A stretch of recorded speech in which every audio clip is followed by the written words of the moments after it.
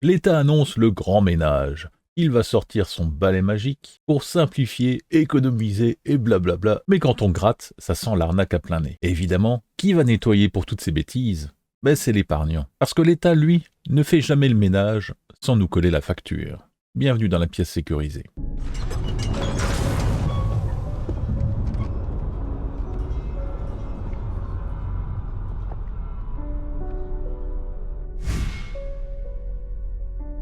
Dans l'article du Monde paru ce 27 avril, Amélie de Montchalin a sorti l'artillerie lourde. En 2026, près d'un tiers des agences publiques, ce qui représente 180 000 emplois, vont a priori être supprimés ou fusionnés. Pas de panique, pas de casse sociale, simplement des départs à la retraite qui ne seront pas remplacés. Sur le papier, on pourrait presque y croire. Moins de bureaucratie, moins de gâchis, c'est ce qu'on veut tous, non ? Sauf que ça reste quand même un petit peu louche. Pour l'instant, on ne sait pas quelles agences sont spécifiquement visées. Est-ce que ce sont les petites structures qui galèrent déjà, ou les gros mastodontes qui brassent des milliards ? Eh bien, ce seront probablement les petites qui ne feront pas trop de vagues. Et les universités, on ne touche pas. Les ministères, les grands projets inutiles, les copains bien placés, tout ceci est intouchable. Et certes du ménage, mais un peu version on met la poussière sous le tapis. Parce que combien ça va rapporter ce grand ménage ? Amélie de Montchalin l'a dit, 2 à 3 milliards. Oui, vous avez bien entendu, 2 à 3 milliards, pas plus. Le gouvernement souhaite faire un effort budgétaire de 50 milliards d'euros, mais lui n'en fait un qu'à hauteur de 2 à 3 milliards.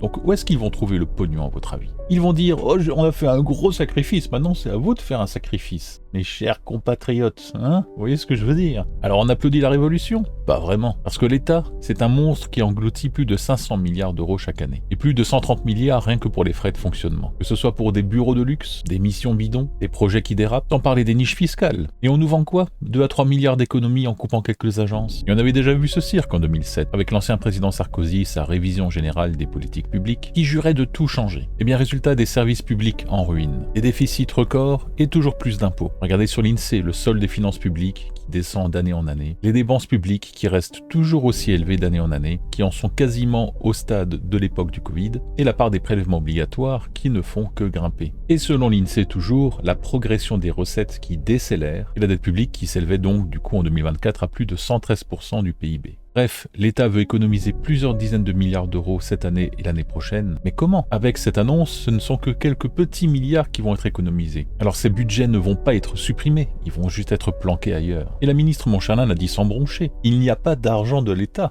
Il y a l'argent des Français. Notre argent, celui que nous avons gagné, que nous avons peut-être reçu en héritage, que nous avons économisé, mis de côté, que ce soit pour notre avenir ou ceux de nos proches. Nous sommes les propriétaires légitimes de nos ressources. Mais à chaque fois que l'État dérape, que ce soit un déficit, un gaspillage, un projet foireux, eh bien c'est l'épargnant qu'on appelle pour boucher les trous. Alors avec ce ménage à 2 milliards, des postes vont être coupés. Mais qui va payer pour compenser ? Avec des impôts plus lourds, des cotisations qui grimpent, ou pire une potentielle ponction sur notre épargne si la situation venait à se dégrader ? Les petits épargnants sont la cible parfaite. Pas de paradis fiscal pour eux, pas de lobby pour les défendre, juste une tirelire que tous lorgnent avec envie. Alors selon moi, ce ménage à 2 milliards, c'est de la poudre aux yeux. Le vrai changement viendra de nous, car nos économies, c'est notre avenir, pas leur distributeur automatique. Alors protégez vos ressources, diversifiez vos placements. Vous pouvez facilement ouvrir un compte à l'étranger, que ce soit en Suisse ou dans d'autres continents, comme aux États-Unis par exemple. Vous pouvez placer une partie de votre épargne sur des ETF pour vous constituer une retraite par capitalisation avec l'argent que vous décidez de mettre dessus qui vous permettra dans quelques années de partir au moment que vous aurez choisi.